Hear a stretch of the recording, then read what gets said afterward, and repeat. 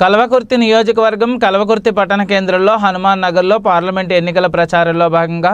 పట్టణ వాసులతో కలిసి మార్నింగ్ వాక్లో పాల్గొని వారితో మాట్లాడుతూ ఓట్లను అభ్యర్థించిన నాగల్ కర్నూలు పార్లమెంట్ బీజేపీ అభ్యర్థి పోతుగంటి భరత్ ప్రసాద్ మరియు జాతీయ బీసీ కమిషన్ మాజీ సభ్యులు తల్లోజు ఆచారి భరత్ ప్రసాద్తో పాటుగా పలువురు మండల నాయకులు కార్యకర్తలు ఉన్నారు.